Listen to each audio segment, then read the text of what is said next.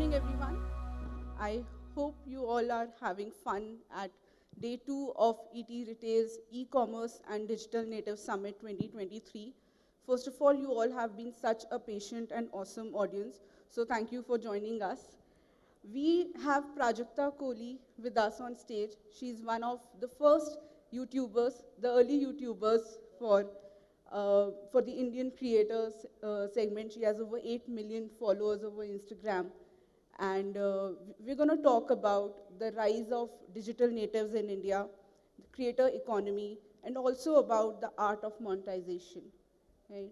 Sorry, hi, Pallavi. Hello, everybody. Good evening. Thank you so much. And everyone's Mithil is so sweet. Thank you so much for that very lovely introduction. I hope everyone's doing okay. Is this the post-lunch session or is it the post-lunch nap session? What happened before this? We'll make sure it's not the Okay, nap. good. All right. So before we start with the Q&A, I want to take a note of the fact that it is such an important moment that we're having this conversation about the real impact that creators are creating, right, on the Indian retail and the Indian e-commerce industry. I think this is such an important moment to take a note of, right? And on that note, I want to first get a sense from you. How do you see the entire digital native and the creator economy space and its impact on our commerce industry? I mean, I'm just very glad that this is what my job is, honestly. When I started doing this 8 years ago, I was so blind into it. Like, I mean, I'm still blind. That's the beautiful thing about being a creator in this economy. Anytime in any phase of this whole wave that we're all riding, if anybody asks me, where do you see yourself in 5 years? I have no clue because I did not see myself here 5 years ago. And solely because I don't think I have the imagination to even be as ambitious as the scope of this industry is at this point. So I see it as every opportunity possible, honestly. Everything is possible. I had not thought that starting off as a creator would kind of, I didn't even know, I'd not even thought that creator economy would be a term we would be discussing. We would talk about the art of monetization. I'd never really thought that this would be it. I thought, मजे आ रहे हैं, videos बना रहे हो, तो डालो घर से videos upload करो, it's great, oh great, I got 1 million followers, 2 million followers. It's just the unpredictability of the job that I have is what is the most exciting thing for me. And I think that's what makes the potential, endless. In terms of brand collaborations and monetizing avenues, how has the space evolved? If you can give us a broader view on that. So, first of all, for me, and again, every creator has a very different story about all of this. Every creator has a very different way of reaching a point where they have an income that's substantial. For me, I started making content in the Feb of 2015. That's when my first video went up.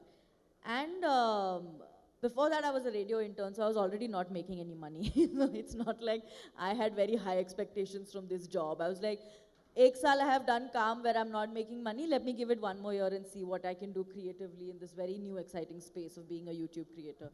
And I think after creating content for about 4 months is when my first check came in. And I remember my team telling me that, it'll take some time to set the ball rolling. So don't be disheartened by this money that has come your way. And I remember it was 27,000 rupees, which came after like 4-5 months of monetization of content and stuff like that. No brand collabs, just pay-per-view money. And I looked at them and said, are you crazy? 27,000 is great. Like I was earning like 3,500 rupees a month. So from there to this is great.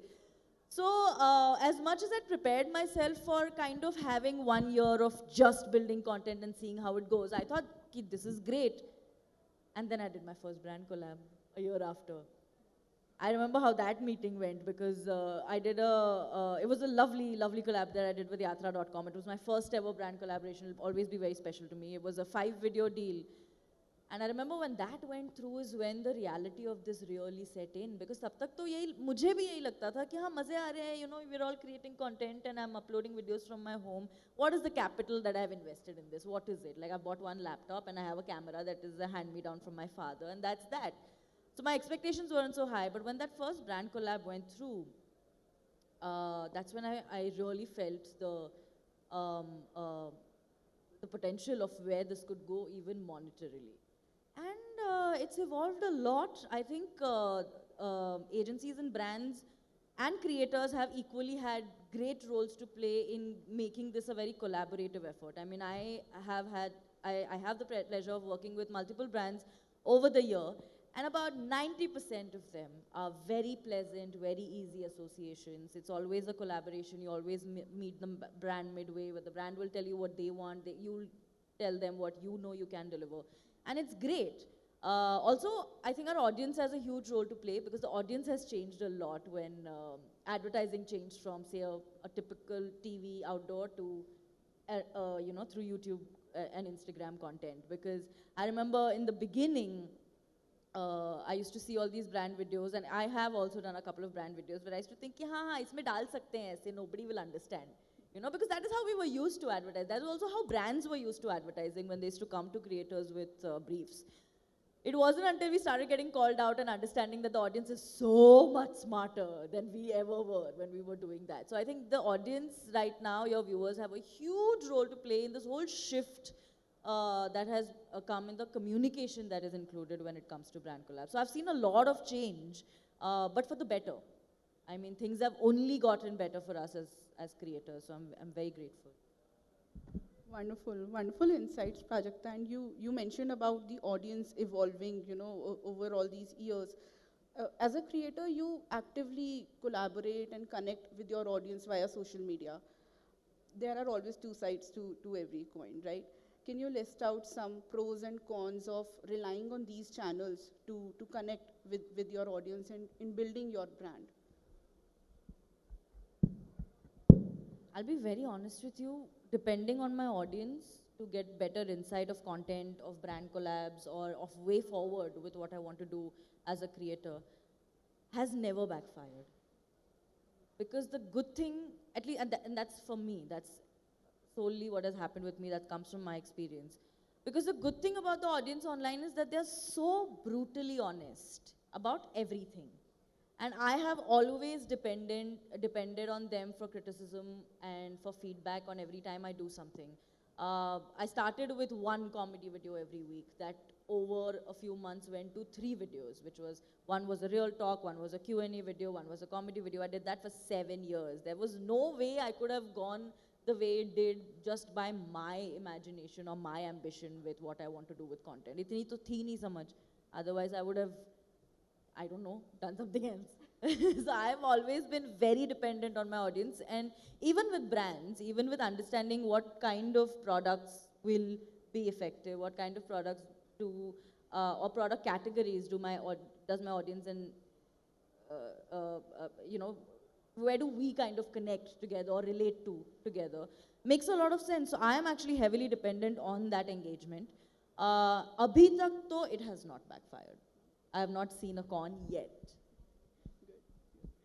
Do you track a lot of regional content as a consumer, and then as a creator, is that on your, you know, your to-do list to maybe promote a regional brand and also tap a more targeted audience? Is that something? See, but now that is the beauty of the creator economy. I remember in the beginning, and I've given this analogy before, so but I'll say it again because it just simplifies a lot of things in my head as a creator every time I think about this. When I started off, it was a pyramid, right? Like the most numbers you have, those creators are sitting on top, and then as your numbers decrease, that's how you come down in the triangle. I don't think after the whole boom of internet that happened, where in our country, internet has become affordable, accessible, and easily reachable to places that you can't even point out on the map anymore. And that's a huge thing. That is what makes India the biggest market in the world, period, online right now. We're a superpower when it comes to being on the internet. what happened after that boom has come to India is that it's not a pyramid anymore, it's a globe. Where one person's top can be other person's bottom. You know what I mean? So suddenly, numbers are not the most important factor.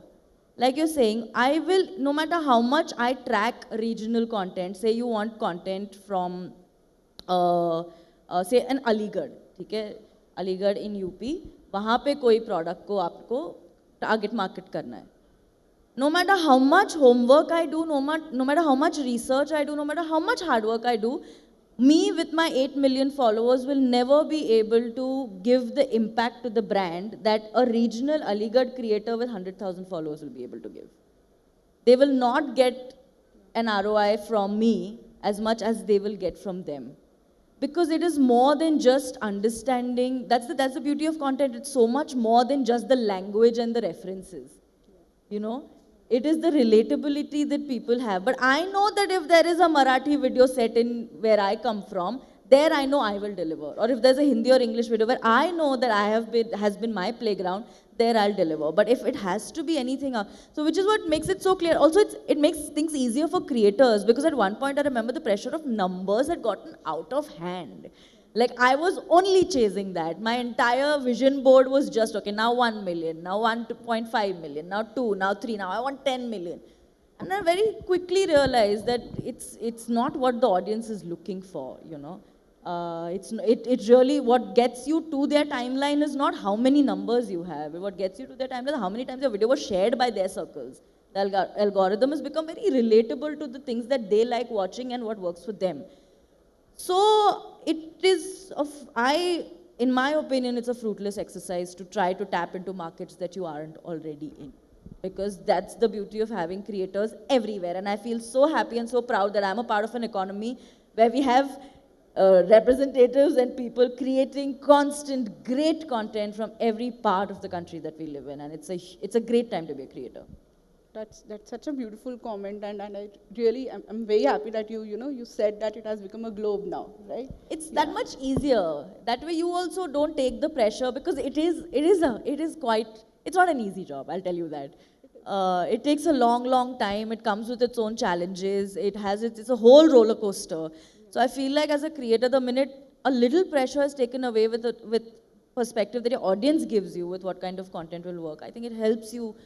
And it helped me. I think my content got better when I took that numbers ka pressure off me. You said that it's definitely not an easy job, and for budding content creators out there, I remember speaking to you the last time when I asked you this question, and you said there's a zone of yours, but you can't pinpoint it. So there's a vibe check, right? How can creators find that zone? I know it's an internal process, but as someone who has done this job for the past 8 years, how does this process look like, and what are some mistakes that they can avoid? I don't think you can ever avoid any mistakes.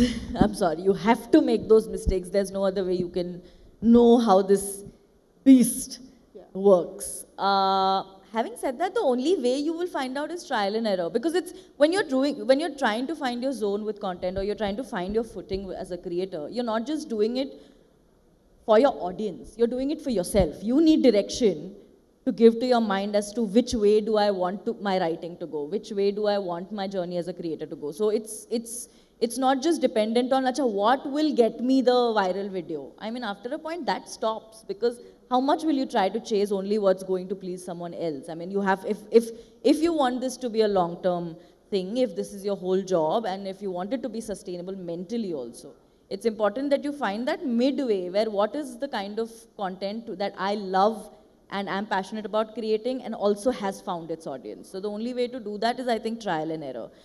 And the mistakes, like I said, you can't avoid them. Also, one creator's mistakes are never like the other creator's mistakes. Everybody makes their own mistakes, because I think that is it. Everyone's journey here is so different from one another that I meet so many creators and they're like, what do you think I should do? I said, but there is so much that you will not do anymore, because that phase has gone.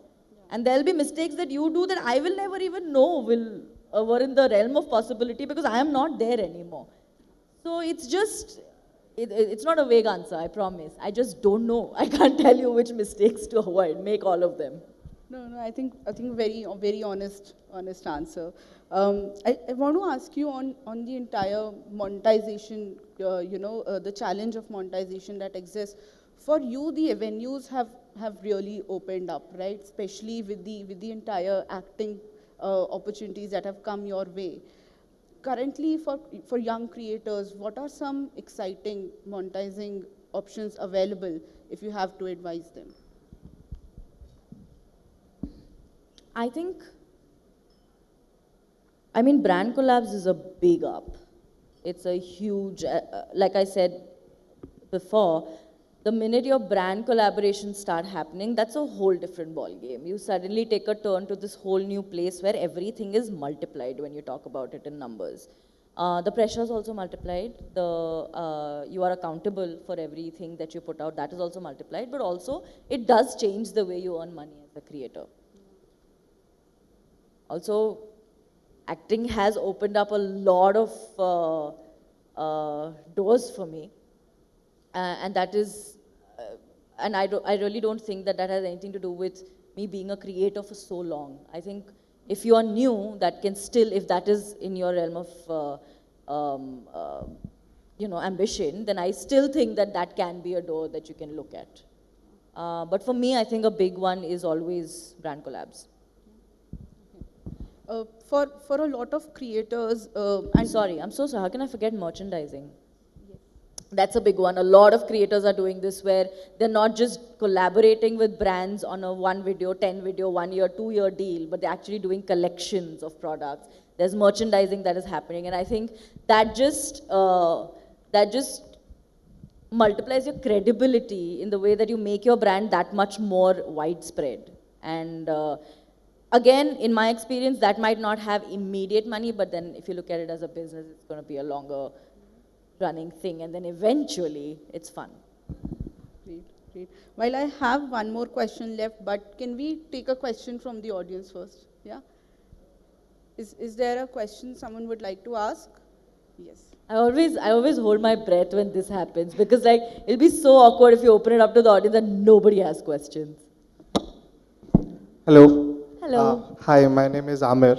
Amir? Yeah. Hi. So, we all have been seeing you on social platforms and also in Netflix series and all. So, what is that one thing you would like to, tell all the women, content creators or entrepreneurs, giving a tip who has just started as a content creator or started their business online? That never let your gender make any decisions for you. I just think, and I don't say this in a cynical way, but I'm a woman.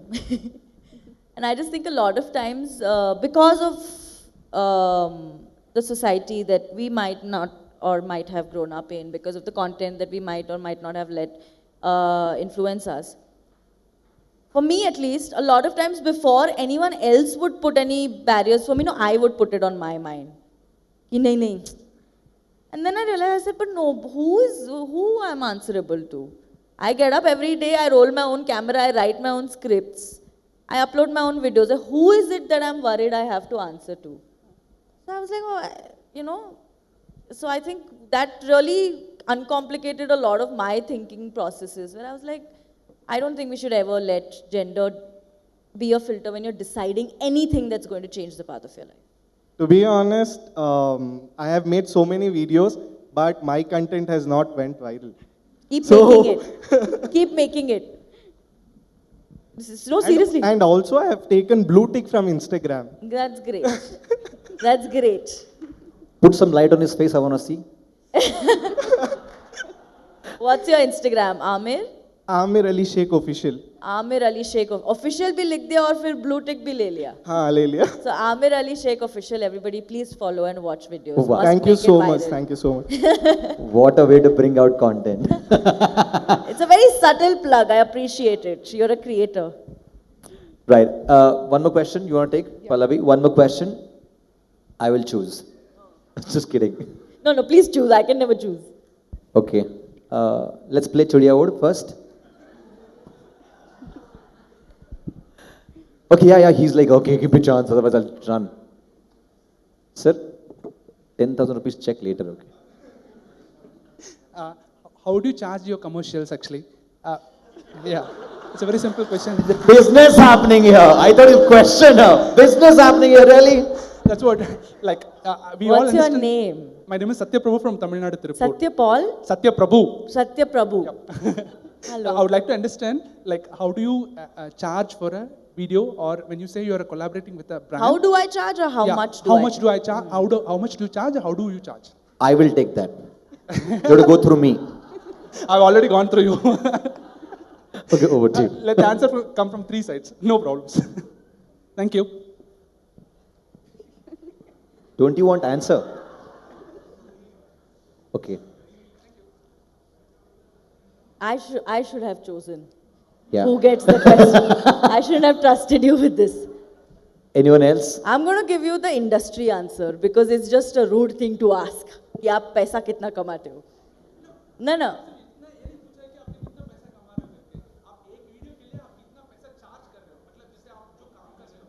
पर charge करके तो मेरे pocket में ही जाता है ना. I'll give you the industry answer. I got it. Sir, it really depends on your product and the kind of integrations that we will do. Are you looking at a short-term deal or are you looking at a long-term deal? As a creator, I would say that a long-term deal works better because that way the audience stays engaged with me for a longer time. I've been working with a few brands for longer-term deals, which are a minimum of a year. So that way we can do a cumulative brand, kitna kama sakta hai, and me being the brand, for over a year. That way we can discuss more videos and more engagement. But if you are looking at a short-term deal, I'll make sure I put you in touch with Panshul, who's from my sales team. Thank you so much. Sharun ka 101 rupees chadha do abhi. Okay, thank you again. Can we have a loudest round of applause Thank to Pallavi you. and of course Prajakta? Thank you, everybody.